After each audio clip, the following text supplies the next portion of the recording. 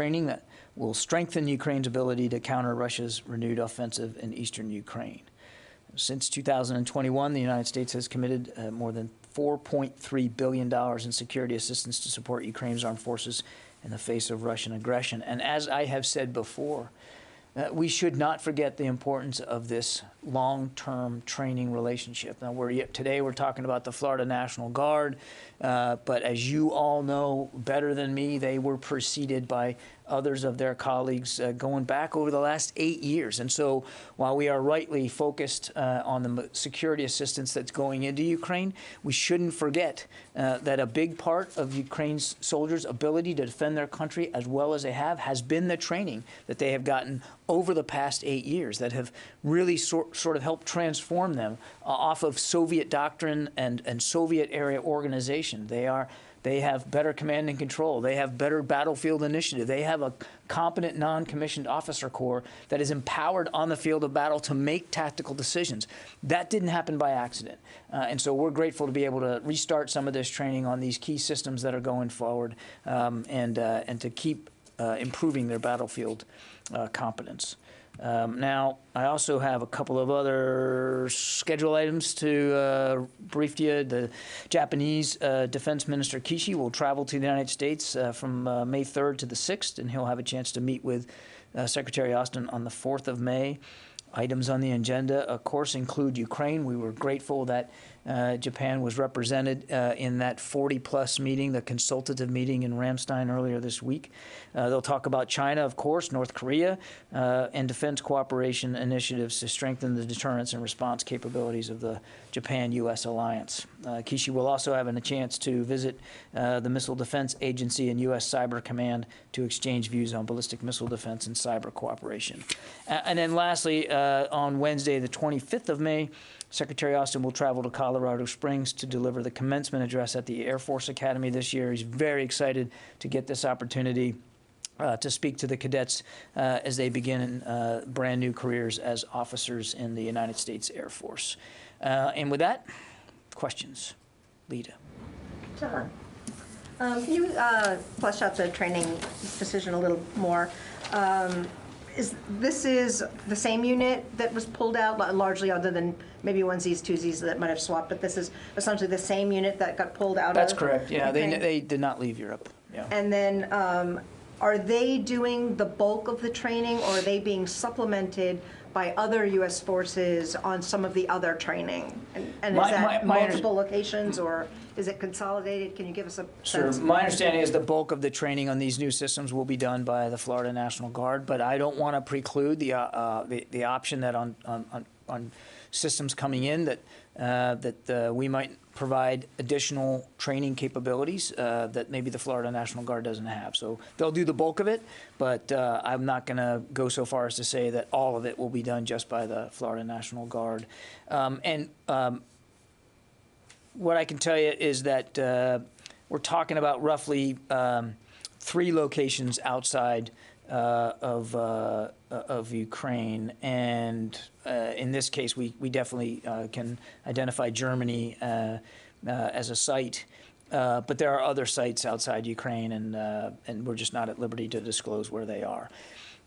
Those sites could change over time. Either we move to different ones or we add additional ones. We just don't know. But training has already occurred outside Ukraine, and particularly on the howitzers.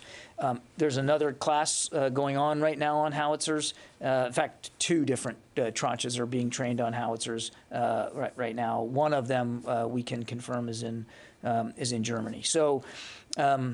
We want to make this as nimble and as agile as we can, and we also want to make it not only useful and constructive for the Ukrainians, but not onerous. You know, that it doesn't, that it's not so time-consuming that it takes them out of their fight for too long. As you might imagine, these soldiers are they're eager to learn these new skills, but they're also eager to apply those new skills in the conflict.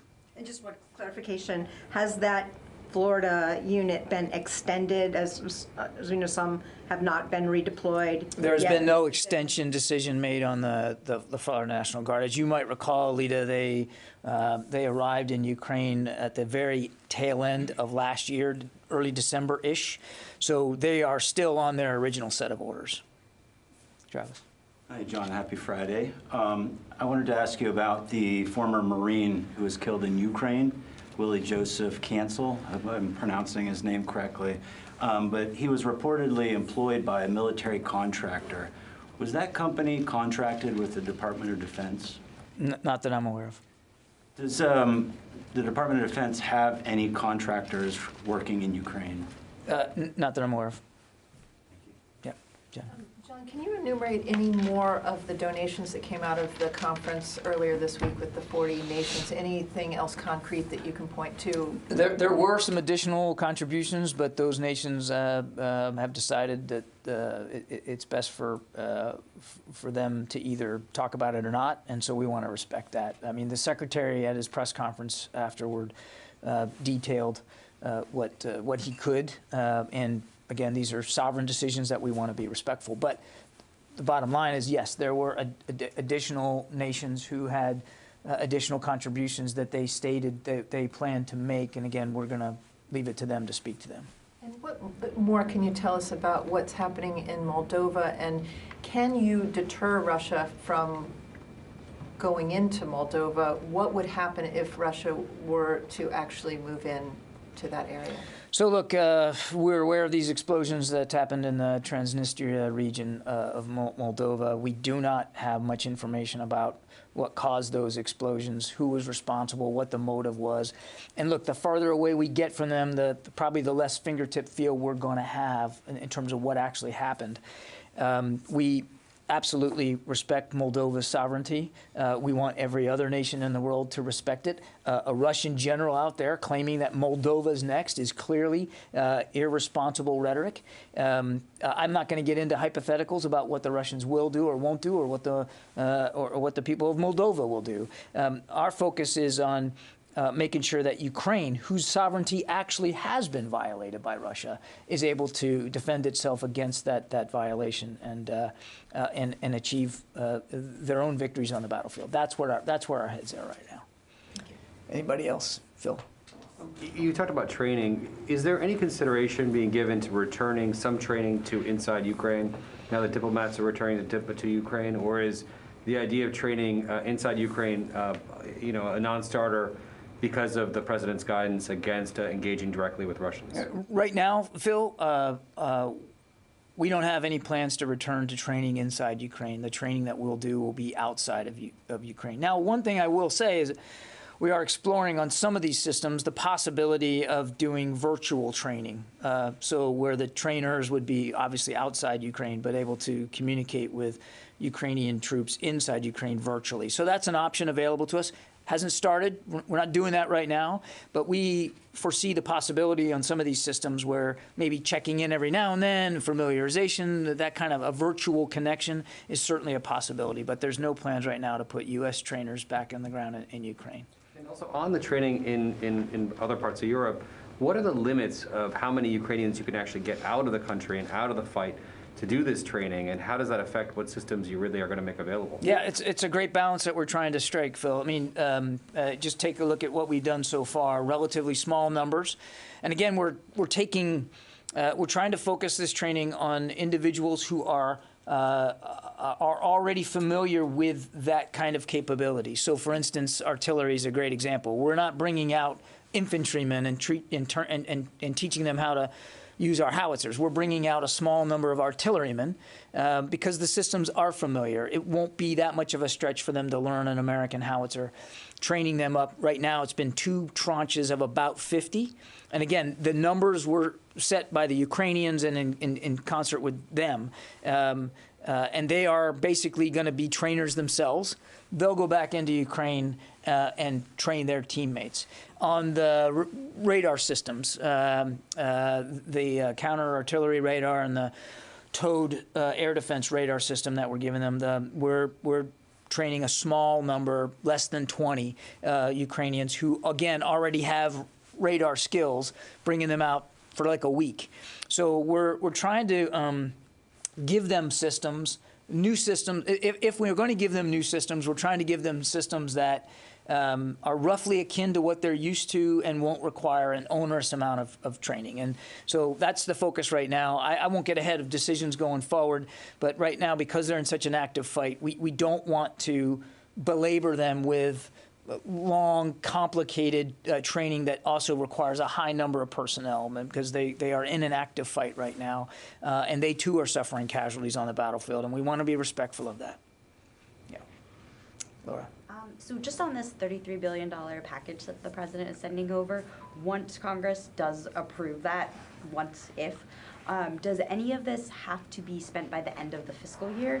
And if so, does that limit cause any issues, particularly for the replenishment of DOD stockpiles? I think some of that will be determined by Congress in what they approve in the supplemental request. As the president said, if we get speedy approval on this, this funding will probably get us through 5 months. So that certainly gets you well within the fiscal year. What we're planning on is assuming it gets approved, and as you heard the Secretary say, we urge Congress to approve this in a speedy way. We would expect that that this would be actionable on our part well within the bounds of the fiscal year.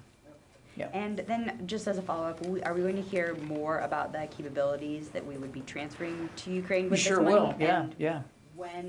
When do you understand that these capabilities will be delivered? Well, look, I mean, you're talking about the supplemental. So first it has to get approved. But I can tell you that Pentagon planners are already putting pen to paper and working with the Ukrainians on what they would need once we get approval and sort of where we're at.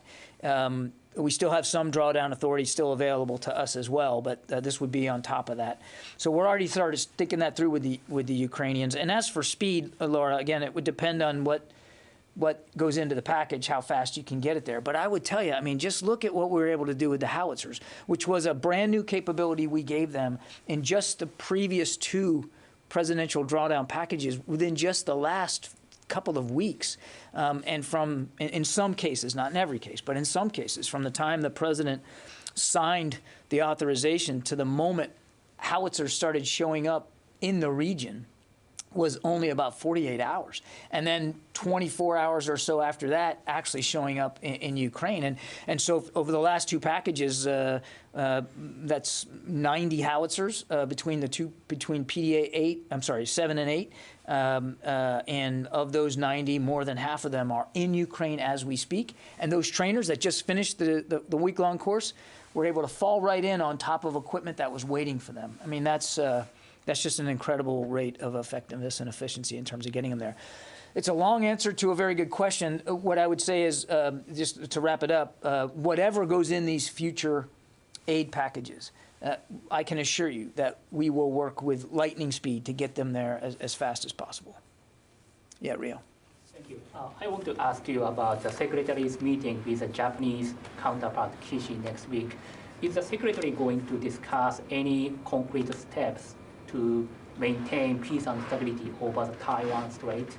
I think, as I read out to the beginning, that we clearly expect China to come up as part of this discussion. Rio, I'm not going to get ahead of the actual agenda here. We're just announcing the visit, and we're very pleased to welcome Minister Kishi here at the Pentagon. We'll have a full readout, I think, as you know, but clearly tensions with China will absolutely be on the agenda. Thank you. Okay. Yeah, back there. Thank you. I just wanted to follow up about the Austin meeting with Japanese defense minister. Sure. So in light of Russia's invasion of Ukraine, what kind of discussions do you expect? And do you expect there will be some discussions to reassure nuclear deterrence to East Asia during the Biden term? I would say a couple of things. We obviously have a treaty alliance with Japan that we take very, very seriously, and that includes a shared discussion over deterrent capabilities. I won't go into specifics about nuclear deterrence or nuclear posture, but I can assure you that a not insignificant amount of the discussion with Minister Kishi will be about how we, the United States, continue to meet our security commitments to Japan. And you had another question that I think I did not get. Deterrence. Huh? Nuclear deterrence. Yeah, I just thought I answered that one. Okay, looks like, am I good? Are you okay? Thank you. And about Russia's invasion of Ukraine, what kind of... Yeah, so again, I'm not going to get too far ahead of a meeting that hasn't happened yet. We were delighted that Japan could join us. They joined virtually, but still they participated in the consultative meeting in Ramstein earlier this week. It was terrific that they were able to attend. And I suspect that the Secretary wants to pick up on that conversation with the Minister, not unlike he did yesterday with the Minister of Defense from Canada. There's awful lot to discuss. I won't speak for Japan and what they are or are willing to do going forward in terms of supporting Ukraine. It's their decisions, their decisions to speak to. But they're a key ally and a great friend, and the Secretary looks forward to talking with them in furtherance of our discussion at Ramstein. Kelly? I have two questions, but I wanted to ask you off the top about the Time article where President Zelensky says he came within minutes of Russian forces finding him right in the beginning days of the war. I was curious your thoughts on that and that revelation. I can't confirm that anecdote. Certainly I'm in no position to refute President Zelensky's own accounting of this. But I think it just goes to show you how much energy the Russians were trying to apply to Kyiv, which makes it all the more impressive that they lost that battle. The second thing that I take away when I hear about this anecdote is the inspirational leadership of President Zelensky, that he never left. He's still there, and he never gave up command and control of his forces. He still has terrific command and control of his forces. He's still the democratically elected leader of Ukraine and executing those responsibilities every single day under incredible pressure and clearly under a very real physical threat to his life. But he's still there. And Secretary Austin was honored to be able to travel to Kyiv and meet with him and talk to him, face to face about the leadership challenges that he continues to face. I just wanted to follow up on the other day when we were talking about the nuclear threat and taking it seriously. Is there anything we're doing to show that we're taking it seriously, any deterrence? And does the Pentagon worry that Putin might look to use more low-yield tactical nuclear missiles in the battlefield? Yeah, we've talked about this low-yield tactical nuke issue. Look, a nuclear weapon's a nuclear weapon. And you can talk all you want about low yield and tactical and all that. It's a nuclear weapon. It's a weapon of mass destruction. And it's completely irresponsible for a nuclear power to be saber-rattling like that and blustering on about the potential use of nuclear weapons of any kind, of any size, of any yield. And that's why we're monitoring this as best we can, the Russian nuclear capabilities. And as I've said many, many times, we are comfortable with the strategic nuclear deterrent posture that we have in place to defend the homeland and defend our allies and partners. And we urge Russia to stop escalating the rhetoric with respect to nuclear weapons and do the right thing, is end the war today. Have your troops leave Ukraine, sit down in good faith with President Zelensky, and do the right thing. Barbara. 2 points to follow up on. Most days you talk about that notion of the Russians and the Ukrainians sitting down and negotiating. I think you have used that word many, many times. I want to make sure I understand what you say, what you mean when you say that. What is it that the Pentagon believes they should negotiate about? Let me, if I could just take that one. We're not dictating terms of negotiation to Ukraine. We are simply reiterating what President Zelensky has said he wants to do. So you're talking about Ukraine, your frame of reference is what Ukraine, when you say negotiating, that's what your frame of reference is? President Zelensky has said he wants to sit down with President Putin and find a way to end this war. We respect and support that. We are not in any way, we're not fashioning negotiation tactics here. We're not suggesting approaches to President Zelensky is the democratically elected president of a sovereign nation, and only he can decide what victory is going to look like and how he wants to achieve it. I don't read anything more into that than that. And your second question? Yeah, I do. You mentioned several minutes ago about the budget you're asking for the $16 billion, if I understood you right, $16 billion in additional weapons transfers to Ukraine would last about 5 months? The president said that this would serve for about 5 months. It's an approximation. Sure. But what I wanted to ask you, underpinning all of that, what is the planning, even though you cannot say how long the war will last, and no one thinks you have a crystal ball on that? You're getting ahead of my answer, I see. I would like to ask you, since you have laid out the 5 months, what is the planning scenario that you're planning against? Certainly, there is no indication that this is going to end anytime soon. So what are are you thinking more than 5 months? Is 5 months the outside? What is the planning scenario for how long this may be? I want to be a couple of things. When the president talked about 5 months, he was talking about the entire $33 billion, not just the $16 billion for security assistance.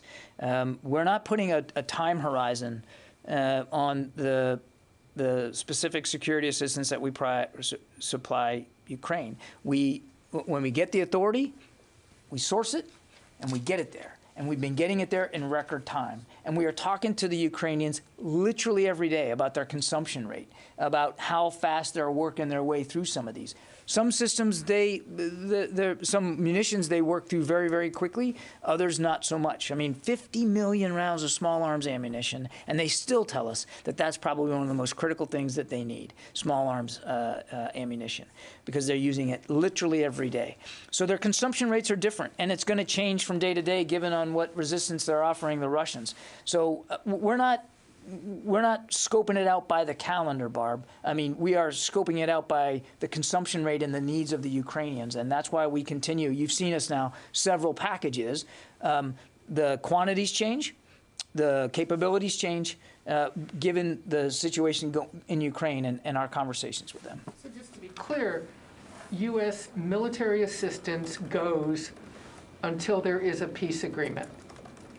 The president has been very clear, Barb, that we're going to continue to support Ukraine's ability to defend itself. We're going to do it as much as we can and as fast as we can. And that's the focus. We're not putting a date on the calendar and saying, well, if it doesn't end by such and such a date, well, that's it. The well's dried up. We're not going to support you. The president has been clear. Let me try one more time. The reality would be at this point in years, not months. I don't think anybody can know that, Barbara. I mean, I don't know how anybody can know that. The war, and I know I say this all the time, and you probably are tired of me saying it, but it's true. It could end tomorrow. It could end tomorrow if Mr. Putin did the right thing. Now, clearly, he's shown no desire to do that. We understand that. So in the meantime, whatever that meantime is, weeks, months, whatever that meantime is, we are going to continue to provide the capabilities that Ukraine needs to defend itself. Let's see.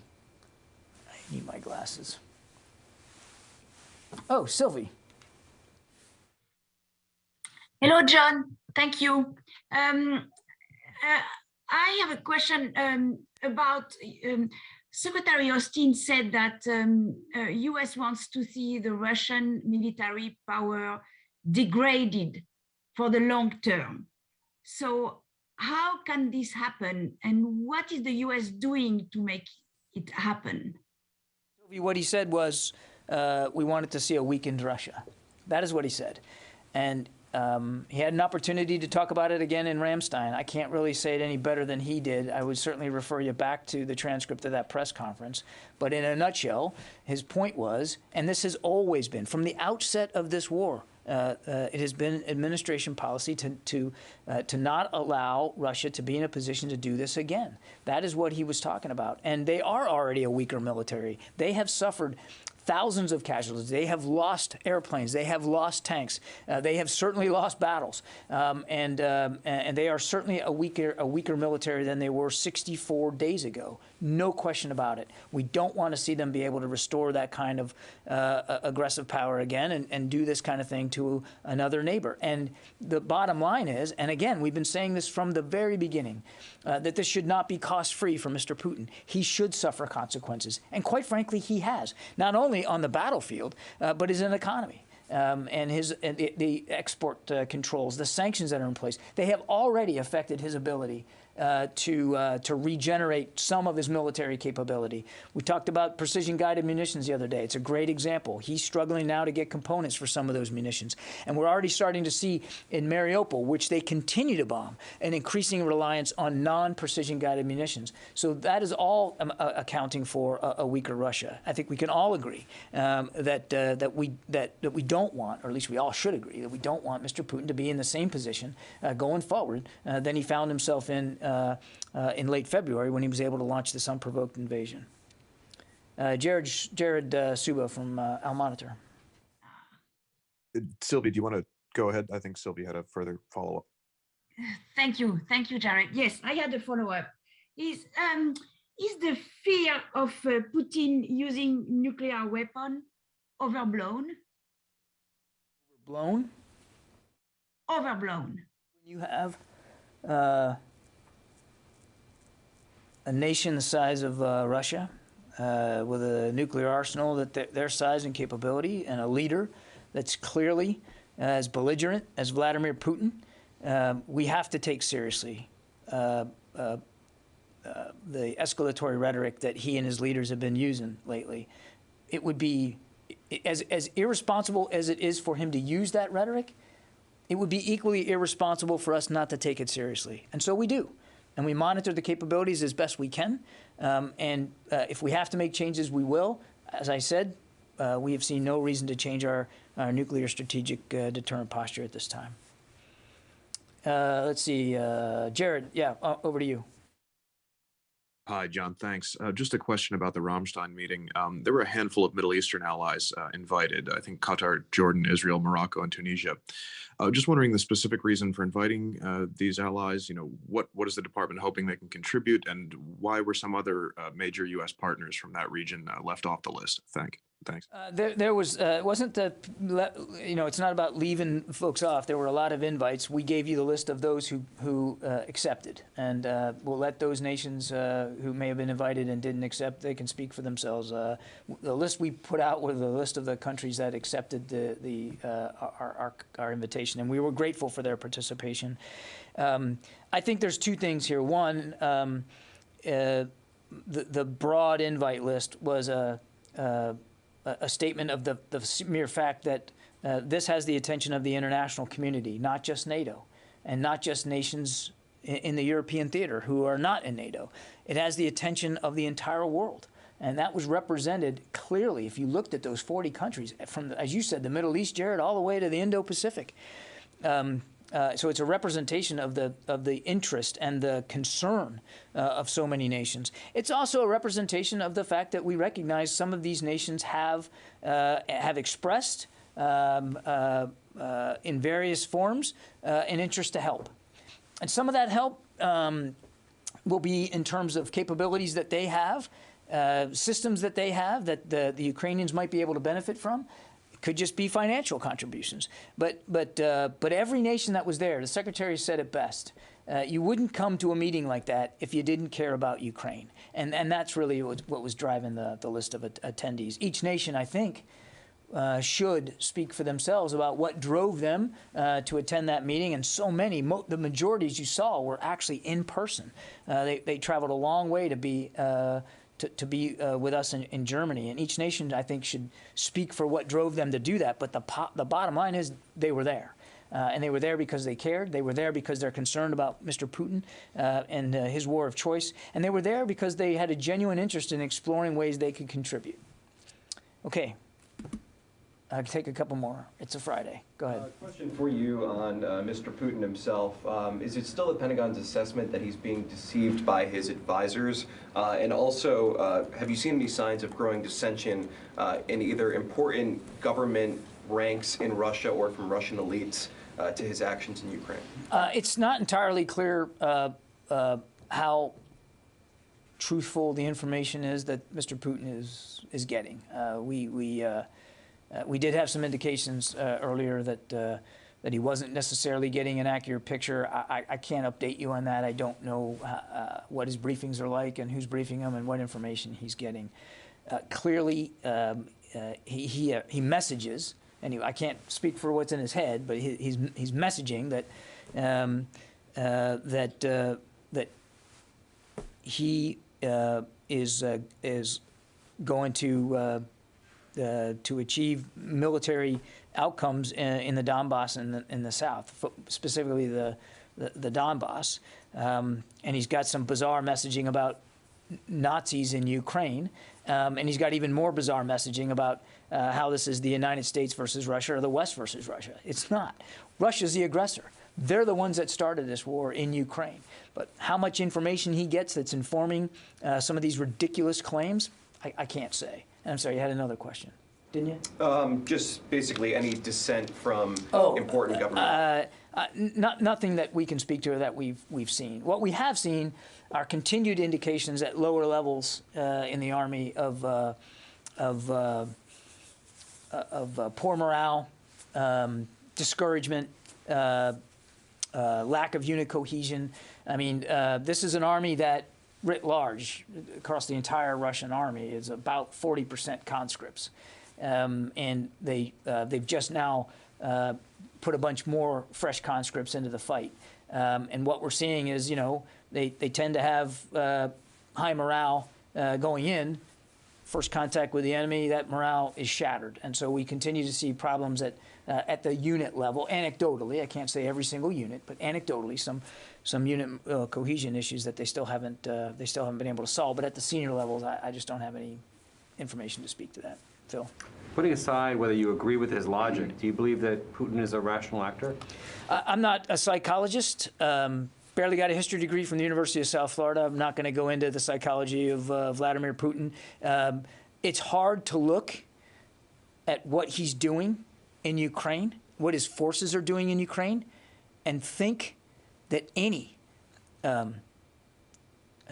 ethical, moral individual could justify that.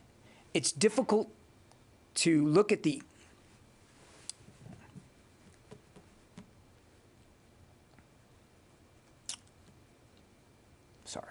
It's difficult to look at some of the images and imagine that any well-thinking,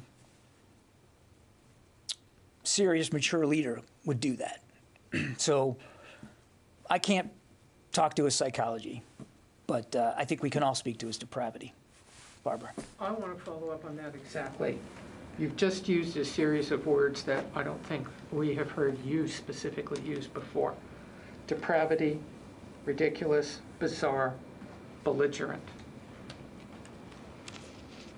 You may not be a psychiatrist, but what are you telling the world right now today by standing up here and saying these things? What is the sense in this government of Putin?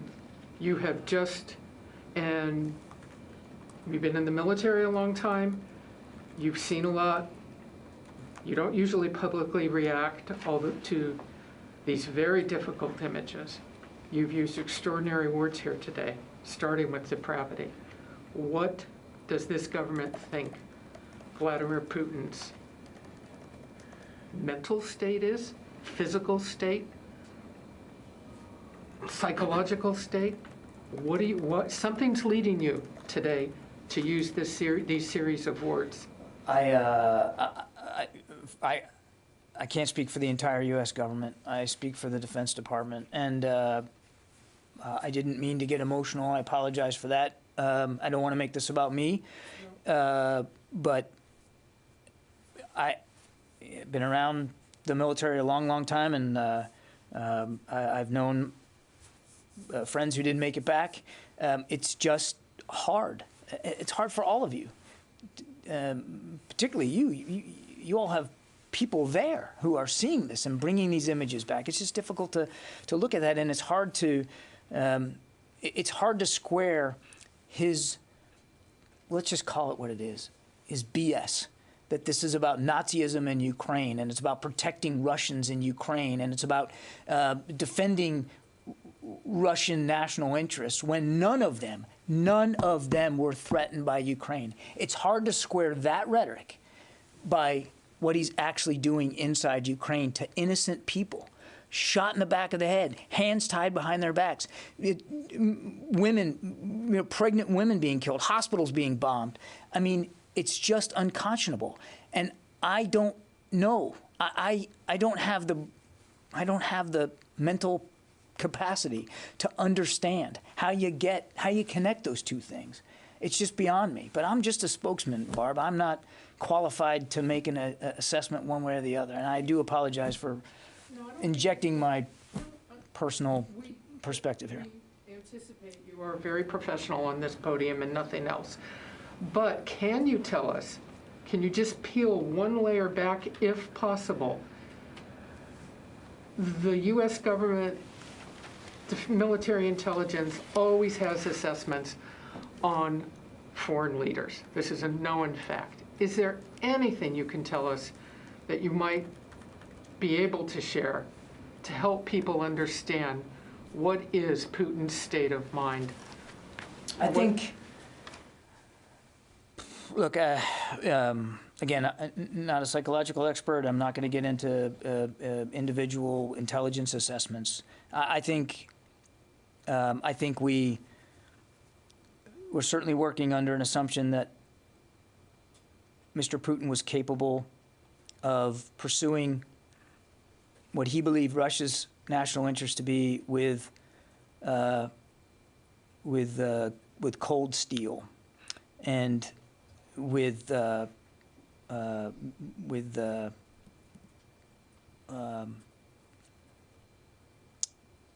brutal determination.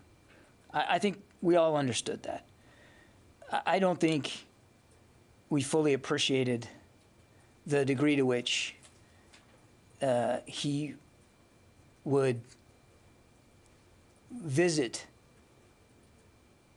that kind of violence and cruelty and, as I said, depravity on innocent people, on non-combatants, on civilians, with such utter disregard for the lives he was taking, the lives he was flinging into refuge. I mean, there's not even an attempt by Russia to be precise in their targeting. Even if you could find your way to getting to rationalize what he's doing, which is of course unacceptable. But let's just say hypothetically, you could get yourself to a point where you believed this war was justified. You can't look at the way he's prosecuting it, and his forces are prosecuting it, and come to a conclusion that he's doing it in a justified manner. It's brutality of the coldest and most depraved sort, and I don't know that I could do it any better than that. John, are we? Barb, I'm not qualified at this podium to talk about those kinds of things. I think we as an administration, we have made clear that this war is not about regime change. This is about helping Ukraine defend itself. Jen. John, are we witnessing a genocide? That is not a decision that the Department of Defense would make, Jen. That there's a process for determining that, a legal process for determining that, and that's beyond this podium to speak to. But clearly, we have said, and I'm certainly willing to repeat it, that it's very clear that Russian forces have committed war crimes. There's no question about that. Okay, on that note, I think I'm going to call it a day. Thank you very much Have a good weekend, and we'll see you back here on Monday. Thanks.